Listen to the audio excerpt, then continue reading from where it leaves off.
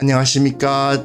7월 16일 금요일 말씀 묵상 함께 시작하겠습니다. 오늘도 주님께서 주시는 은혜가 우리 귀한 성도님들, 우리 귀한 교회와 또한 생업과 가정 위에 함께 하시기를 기도합니다. 오늘 본문은 예레미야 27장 1절에서부터 11절까지 말씀인데요. 또 새로운 이야기가 시작되겠습니다. 오늘 말씀은 어떻게 보면 조금 제가 마지막에 민감한 문제라고도 할 수 있는데 우리가 지금 현재 경험하고 있는 문제에 대해서 잠깐 좀 다룰까 해요. 의견이 좀 다르신 분도 있으실 수도 있지만 제 생각에는 아무리 봐도 하나님의 말씀에서 우리가 교훈을 얻어야 되고 현재 우리가 경험하고 있는 이 현상 가운데 어떤 태도를 가져야 될 것인가를 예레미야서가 가르쳐주고 있다고 생각하거든요.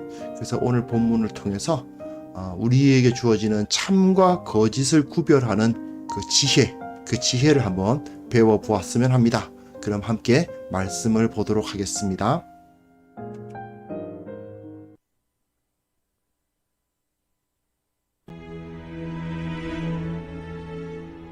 유다의 왕 요시아의 아들 여호야김이 다스리기 시작할 때 여호와께서 말씀으로 예레미야에게 임하시니라. 여호와께서 이와 같이 내게 말씀하시되, 너는 줄과 멍에를 만들어 내 목에 걸고 유다의 왕 시드기야를 보러 예루살렘에 온 사신들의 손에도 그것을 주어 에돔의 왕과 모압의 왕과 암몬 자손의 왕과 두로의 왕과 시돈의 왕에게 보내며 그들에게 명령하여 그들의 주에게 말하게 하기를, 만군의 여호와 이스라엘의 하나님께서 이와 같이 말씀하시되, 너희는 너희의 주에게 이같이 전하라. 나는 내 큰 능력과 나의 쳐든 팔로 땅과 지상에 있는 사람과 짐승들을 만들고 내가 보기에 옳은 사람에게 그것을 주었노라. 이제 내가 이 모든 땅을 내 종 바벨론의 왕 느부갓네살의 손에 주고 또 들짐승들을 그에게 주어서 섬기게 하였나니 모든 나라가 그와 그의 아들과 손자를 그 땅의 기한에 이르기까지 섬기리라. 또한 많은 나라들과 큰 왕들이 그 자신을 섬기리라. 여호와의 말씀이니라.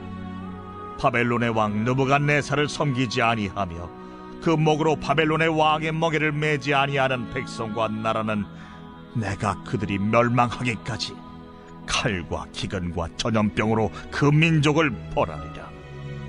너희는 너희 선지자나 복술가나 꿈꾸는 자나 술사나 요술자가 이르기를, 너희가 바벨론의 왕을 섬기게 되지 아니하리라 하여도 너희는 듣지 말라. 그들은 너희에게 거짓을 예언하여 너희가 너희 땅에서 멀리 떠나게 하며 또 내가 너희를 몰아내게 하며 너희를 멸망하게 하느니라. 그러나 그 목으로 바벨론의 왕의 멍에를 메고 그를 섬기는 나라는 내가 그들을 그 땅에 머물러 밭을 갈며 거기서 살게 하리라 하셨다 하라. 여호와의 말씀이니라 하시니라.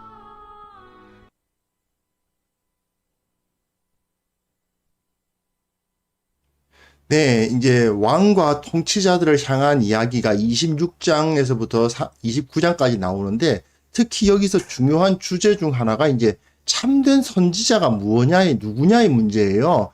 그래서 여기서 지난 시간에는 우리야라는 사람과 예레미야가 서로 대조가 되었던 것을 보셨습니다. 예레미야가 우리야하고 메시지가 같았지만 그러나 예레미야는 담대하게 자기 자신을 드러냈고 우리야는 도망갔죠. 결국 예레미야는 하나님의 보호하심을 입었고 우리야는 죽임을 당하고 말았습니다. 물론 우리야가 거짓 선지자였다는 뜻은 아니지만 참 말씀을 전한 선지자였지만 참된 선지자라면 두려워하지 않고 자신의 말씀에 대해서 확신하며 그것을 전할 수 있어야 되고 정말 죽음을 두려워하지 않는 모습이 있어야 된다. 이게 26장에서 살펴보았던 내용이고요. 이제 27장에서부터 29장까지는 이제 시드기야 왕 때, 앞에 26장은 여호야김 왕 때 있었던 일이지만 이후에는 이제 시드기야 왕, 그러니까 거의 유다가 망하기 일보 직전 그 정도 된 상태에서 있었던 일인데 특히 27장과 28장에는 27장은 예레미야, 28장은 하나니아라는 사람이 이제 중요하게 등장을 해서 서로가 갈등을 하는 모습을 보여주는데 참 선지자인 예레미야와 거짓 선지자인 하나니아가 서로 대비되고 있는 그런 모습을 27장과 28장에서 살펴보실 수가 있습니다. 그런데 이제 참 선지자와 거짓 선지자 이야기를 하잖아요. 그런데 참 선지자와 거짓 선지자를 도대체 어떻게 구분하느냐, 이걸 우리가 좀 미리 알고 들어갈 필요가 있어요. 신명기에 나와 있거든요. 첫 번째 조건은 뭐냐 하면 그 사람이 이적과 기사를 이루고, 이적과 기사 막 어떤 뭐 신비적이고 어떤 기적을 막 이룬다 하더라도 너희가 알지 못하던 다른 신들을 우리가 따라 섬기자 말하면 거짓 선지자입니다. 아무리 자기가 뭐 신비적인 능력을 발휘한다 하더라도 여호와 하나님 이외의 다른 신을 섬기자 한다는 건 뭐 무조건 들어서는 안 되고 죽여야 되는 그러한 가짜 선지자입니다. 두 번째 선지자가 뭐냐 하면요, 그가 뭐라고 이제 막 여호와의 이름으로 말을 했는데 증거도 없고 성취함도 없으면 이것은 여호와께서 말씀하신 것이 아니다라고 이야기를 해요. 자, 그러면 첫 번째로는 여호와 하나님을 전해야 된다. 두 번째로는 그것이 증거과 성취가 보여야 된다. 이렇게 두 가지를 찾아볼 수가 있는데 이 두 가지 조건이 모두 만족돼야만 참 선지자다 이렇게 말할 수 있겠는데, 문제는 첫 번째는 구별이 쉬워요. 다른 신 섬기자 이런 얘기를 하면은 당장에 저 가짜구나 하고 말할 수 있을 것 같아요. 그런데 증검과 성취함에 대해서는 좀 애매하지 않습니까? 왜냐하면 지금 미래에 이런 일이 일어날 거라고 막 말하고 있단 말이죠. 안 일어나잖아. 그러면은 두 가지로 이야기할 수 있죠. 첫 번째로는 너희가 내 말을 들어서 회개했기 때문에 안 일어난다 이렇게 말할 수도 있고, 아직 그 일이 일어날 때가 되지 않았다라고 말해도 되잖아요. 그럼 이 사람이 진짜 거짓 선지자인지 참 선지자인지 첫 번째 조건 이거는 비교적 쉽지만 두 번째 조건 이건 좀 쉽지가 않단 말입니다. 자, 근데 오늘 본문에서 이 두 번째 조건에 대해서 어느 정도 딱 이거야 라고 명확하게 말하기는 쉽지 않을 수 있어요. 물론 두 번째 조건은 쉽지 않습니다.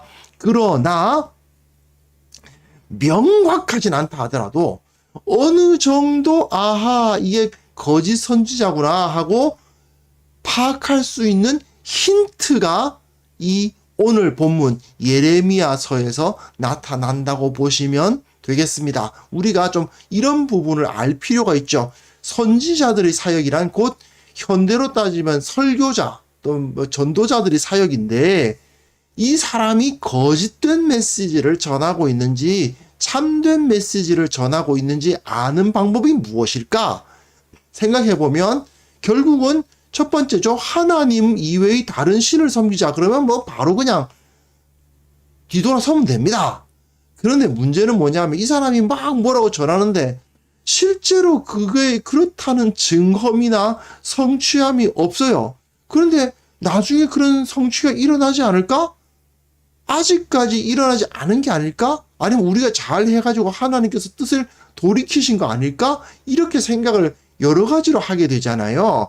이런 문제에 대해서 우리는 오늘 이 본문을 통해서 아하, 그렇다면 정확하게는 아니라 하더라도 어느 정도 심증이 간다. 아하, 이 사람은 가짜구나, 이 사람은 진짜구나 하는 심증을 찾을 수 있는 힌트는 오늘 본문에서 얻으실 수가 있습니다.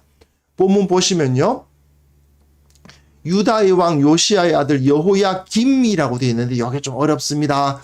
여호야김 때 일어난 거라고 말할 수가 없어요. 이거는 사본상의 오류라고 많은 신학자들이 살펴보고 있고요. 영어 성경 혹시 살펴보시면 아시겠지만 다이기를 시드기야라고 되어 있습니다.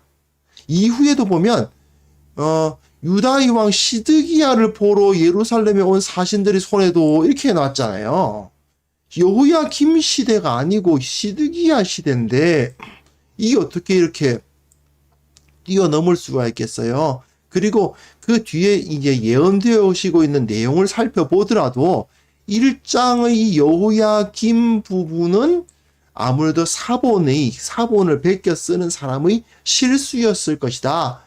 예레미야는 분명히 시드기야라고 이야기를 했는데 베껴 쓰는 사람이 이제 지금처럼 복사기가 없으니까 있던 사본을 베끼고 하다 보면 실수가 있을 수가 있죠. 그래서 보통은 영어 성경 같은 경우는 많은 번역본들이 시드기야라고 번역하고 있습니다. 그러나 이제 우리나라 성경은 워낙에 좀 보수적이기 때문에, 왜냐하면 그 유대인들이 가장 권위 있게 생각하는 마소라 텍스트라는 게 있는데, 마소라 텍스트는 여호야김이라고 돼 있어요. 그러다 보니까 아무래도 이제 우리나라는 절대로 이제 1.1획이라도 바꾸지 않는다 이런 게 있잖아요. 그러다 보니까 여호야김이라고 되어 있습니다. 하지만 뒤에 있는 이야기를 보면 이건 분명히 시드기야 시대 때 일어났던 일이면 틀림이 없습니다. 자, 하나님께서 예레미야에게 뭐라고 말씀하셨냐면, 너는 줄과 멍에를 만들어 내 목에 걸고, 첫 페이지에 제가 걸어놨던 그 그림이 줄과 멍에인데요. 한번 기억나시나요? 한번 볼까요? 이겁니다. 이게 이제 이게 멍에거든요. 여기에 이제 소가 머리를 하나씩 집어넣고 2개의 소가 끄는 거예요. 이게 멍에입니다. 자, 이제 줄과 멍에를 만들어 가지고 목에 걸고, 자기가 멍에 하나 만들어서 목에 거는 거예요. 걸고는 뭐라고 하냐면 시드기야를 죄송합니다. 왜 이러죠? 시드기야를 보러 예루살렘에 온 사신들이 있어요. 시드기야가 여호야김이 아니라 시드기야가 다스리기 시작할 때예요. 왕이 된 지 얼마 안 됐어요. 시드기야는 누가 세웠냐 하면 바벨론이 세운 왕입니다. 여호야김은 애굽이 세운 왕이고 시드기야는 바벨론이 세운 왕이다. 요거 정도는 좀 기억을 하시면 좋겠고요. 그런데 에돔과 모압과 암몬과 두로와 시돈의 왕으로부터 사신들이 왔어요. 새로 왕이 세워졌다. 그러니까 시드기야한테 축하 사절을 보냈다고 생각하시면 되는데, 문제는 예레미야가 그들에게 명령하여 그들의 주에게 말하게 하기를, 만군의 여호와 이스라엘의 하나님께서 이와 같이 말씀하시되 너희는 너희 주에게 이같이 전하라. 즉 사신들이 왔으니까 그 사신을 보낸 왕들에게 가서 전하라는 거죠. 자, 이 사람들 에돔, 모압, 암몬, 두로, 시돈의 왕들이 왜 이 사신들을 보냈겠는가, 이걸 한번 생각하시면서 다음 본문 보시면요, 나는 내 큰 능력과 나의 쳐든 팔로 땅과 지상에 있는 사람과 짐승들을 만들고, 하나님의 창조의 권능을 선포하시면서 내가 보기에 옳은 사람에게 그것을 주었노라. 하나님께서 창조의 권세를 갖고 계시는데 그 창조의 권세를 하나님 보시기에 가장 적절한 사람에게 주신다는 겁니다. 주시는데 누구한테 줬다고요? 내 종, 바벨론의 왕 느부갓네살의 손에 주었다. 하나님이 느부갓네살, 느보신이여 그 경계석을 축복하소서 그런 이상한 이름을 갖고 있는 자의 손에 하나님의 온 땅을 다스리는 권세를 주셨다. 온 땅뿐만 아니라 그 들짐승들까지 그에게 주어서 섬기게 하셨다라고 선언을 하십니다. 그래서 모든 나라가 그와 그의 아들과 손자를 그 땅의 기한에 이르기까지 섬기리라. 많은 나라들과 큰 왕들이 그 자신을 섬기리라. 즉 일단 어느 정도까지는 하나님께서 정해놓으신 그 기한 내에서는 바벨론이 이 지역의 수장이 되고 느부갓네살의 권세가 온 땅에 이들이 생각하고 있는 이 지역이 이 노랗게 표현된 이 소위 말하는 그 비옥한 초승달 지역이죠. 이 비옥한 초승달 지역을 바벨론의 손에 맡겼다. 이렇게 하나님께서 말씀을 하고 계시는 겁니다. 자, 하나님께서 왜 뜬금없이 이런 말씀을 이 사신들에게 말하셨을까요? 예. 바로 우리가 충분히 추정할 수 있는 것은 에돔, 모압, 암몬, 두로, 시돈 이들이 시드기야를 찾아온 이유는 함께 뭉쳐서 바벨론을 좀 막아보자. 그런 모의를 하기 위함이었던 것이죠. 그러니까 이 사람들이 우리 하나하나는 힘이 약하지만 뭉치면 바벨론으로부터 그 바벨론의 압제로부터 이길 수 있지 않겠느냐 이런 모의가 일어났던 겁니다. 실제로 이후에 시드기야가 그런 짓을 해요. 몇 년 후에. 그런데 여하튼 이들이 서로 모여가지고 우리 바벨론이 너무 우리들을 못 살게 구는데 우리 바벨론의 힘으로부터 좀 벗어나기 위해서는 뭉치자. 그러기 위해서 사신들이 지금 시드기야 왕을 찾아왔다는 거죠. 그런데 예레미야는 그들에게 딱 자기도 멍에 하나 딱 메고 바벨론의 멍에를 너희들은 풀 수가 없다. 너희들은 지금 하나님의 권세가 바벨론의 왕 느부갓네살의 손에 주어져 있고 그리고 온 땅을 다스리는 그 들짐승들까지 다스리는 권세가 느부갓네살에게 주어져 있음을 인정해야 된다. 이렇게 말씀을 하시는 겁니다. 그런데 어떤 사람들은 아니다.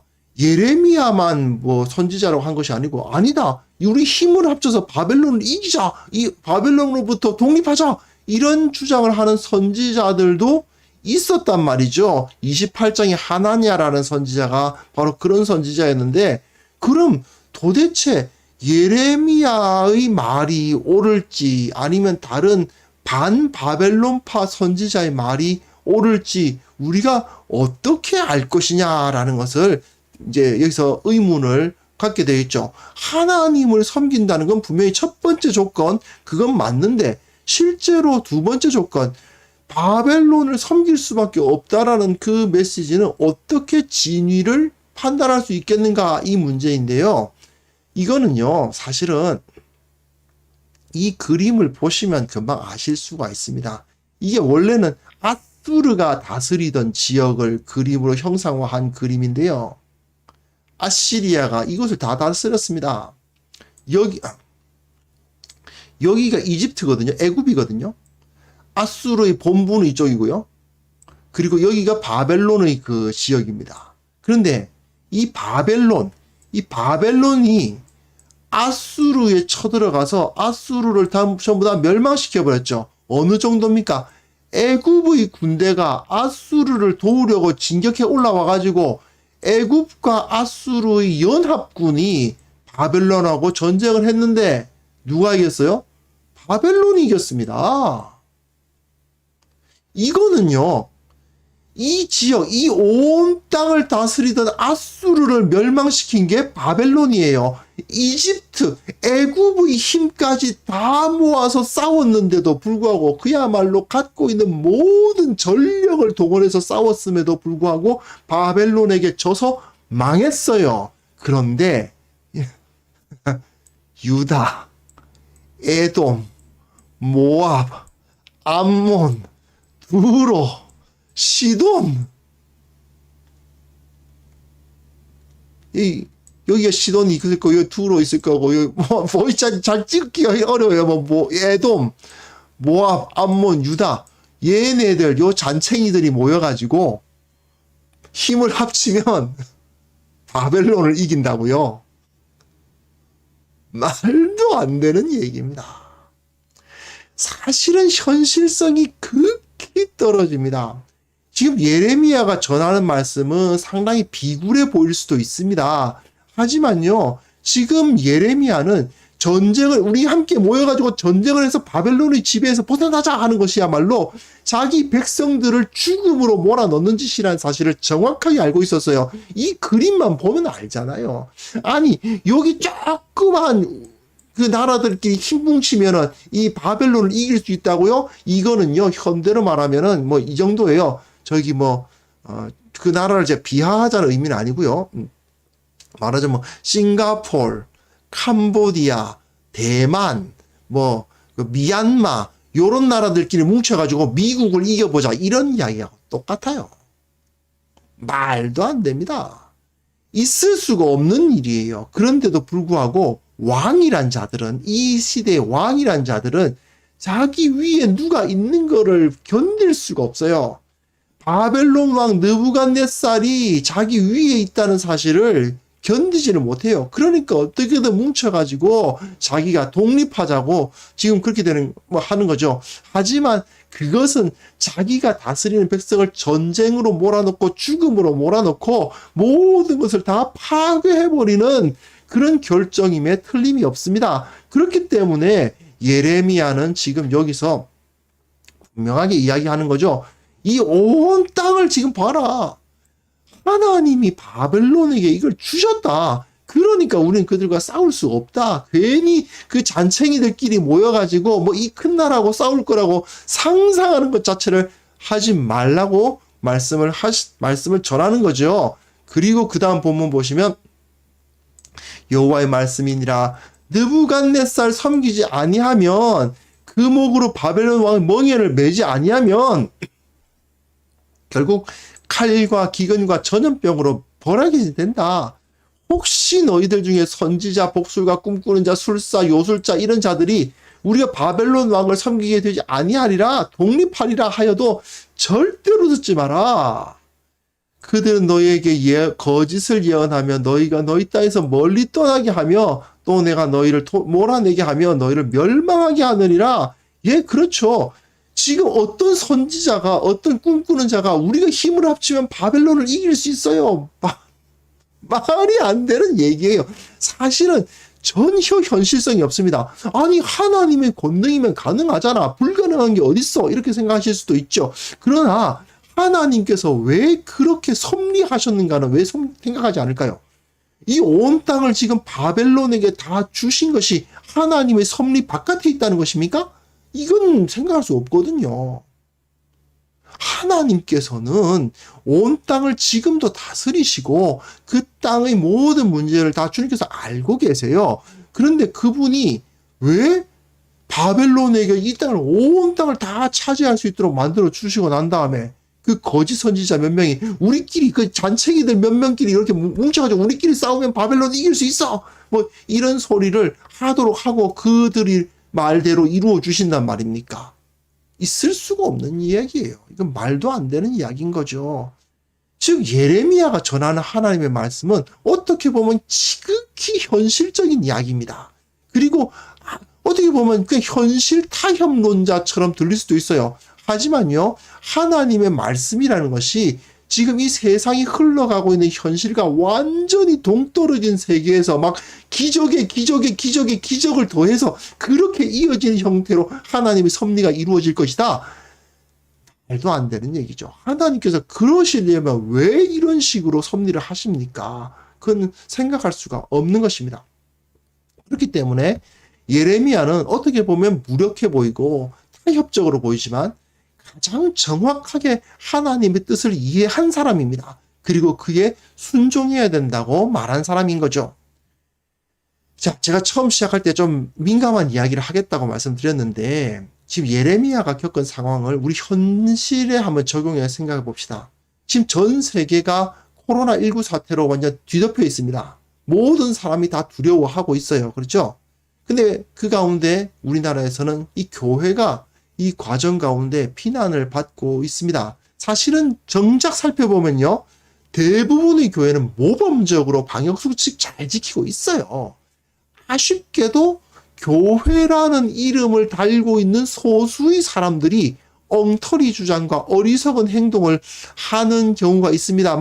막 이제 뭐 음모론 펼치고 백신은 거짓이 사기라는 식으로 백신은 사기다 이렇게 막 주장하시고 그런 분들 계시더라고요. 백신을 맞는 것은 하나님을 섬기는 게 아니다 이렇게까지 이야기를 막 하시는 분들이 있더라고요. 그런데 그분들이 자기들을 교회라고 지칭하다 보니까 마치 예레미야도 선지자고 하나냐도 선지자고 저것도 교회고 저것도 교회고 이런 식으로 되는, 이 방역수칙 잘 지키는 사람들도 교회고 저거 백신 맞으면 안 된다는 식으로 막 떠들어대는 사람들도 교회고 이렇게 되어버리는 현실을 우리는 보고 있습니다. 그런데 이런 상황에서 어느 쪽이 참된 이야기를 하고 있는 것이냐라는 것을 판단할 때 예레미야의 모습을 한번 생각해 보십시오.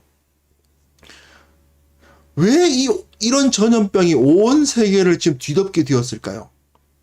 그 섭리의 의미는 우리가 잘 알 수 없는 건 사실입니다. 하나님의 뜻에 의해서 지금 이런 어려움이 생겼죠.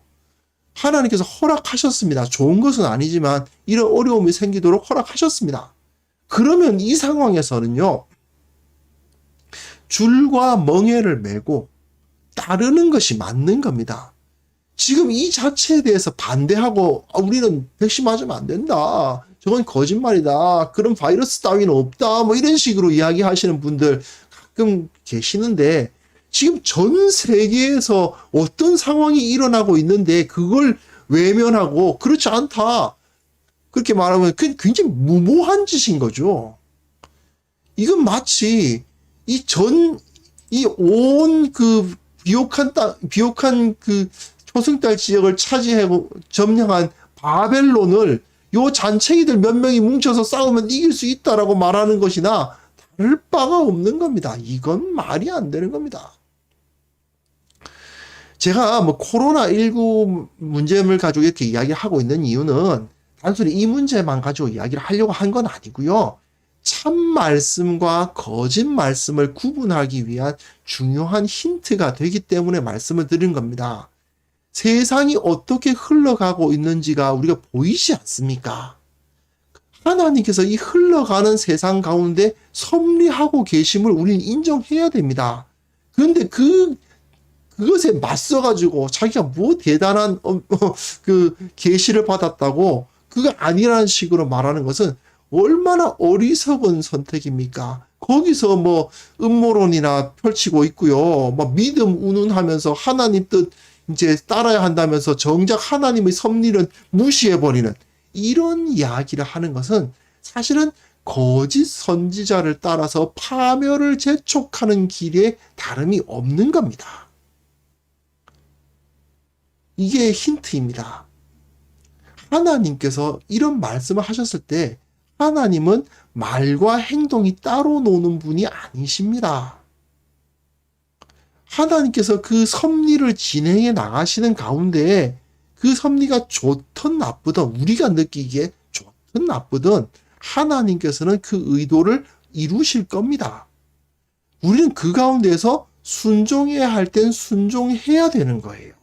근데 그렇게 하지 않고 마음대로 그냥 하나님은 이렇게 하실 리가 없어라고 생각하면서 엉터리 이야기, 하나님께서 우리를 망하게 하실 리가 없어, 하나님께서 우리가 모여서 예배하지 못하게 하실 리가 없어, 이런 식으로만 생각하면서 이걸 거부하기 시작하면 결국 거짓 선지자의 자리에 서는 것이고 거짓 선지자를 따르는 행위와 다름이 없게 된다는 것을 우리는 꼭 기억해야만 되겠습니다. 하나님의 뜻이 어디에 있는지를 파악하는 지혜를 이 시간 가지기를 위해서 기도했으면 좋겠습니다. 하나님의 섭리를 보시고 바르게 깨닫고 하나님의 뜻을 바르게 따라서 순종하는 귀한 성도님들 다 되시길 바랍니다. 기도하겠습니다.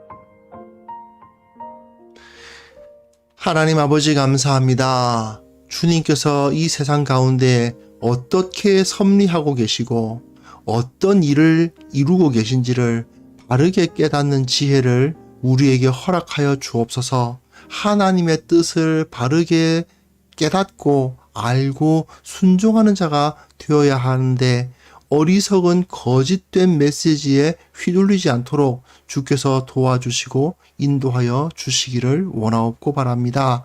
아버지 하나님, 우리가 이 세상을 바라볼 때 참으로 어리석은 말과 행동 때문에 교회와 사회를 어지럽히는 자들이 있음을 보게 됩니다.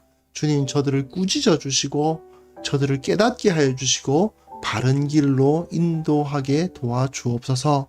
아버지, 이 교회가 세상 가운데 올바른 진리를 드러내는 참된 선지자로서의 역할을 감당해야만 되겠습니다. 주님 도와주시고 말씀 위에, 진리 위에, 지혜 위에 서는 공동체가 다 될 수 있도록 주님 성령으로 충만케 하사 이 일을 감당케 하여 주시옵소서. 아버지, 오늘도 한 주간 마지막 날 열심히 뛰어야 되는 날입니다. 주님께서 우리로 하여금 새 힘을 주시고 주님의 일을 하는데 부족함이 없도록 도와주시고 참으로 이 세상 가운데 그리스도인이 얼마나 선하고 정말 우리가 이 세상이 유지되기 위해서 없어서는 안 되는 존재인지를 드러내는 그러한 시간이 될 수 있도록 우리 한 사람 한 사람 붙들어 주시고 이 세상 가운데에서 감사하며 찬송하며 기뻐하며 살아갈 수 있는 귀한 성도들 다 만들어 주옵소서.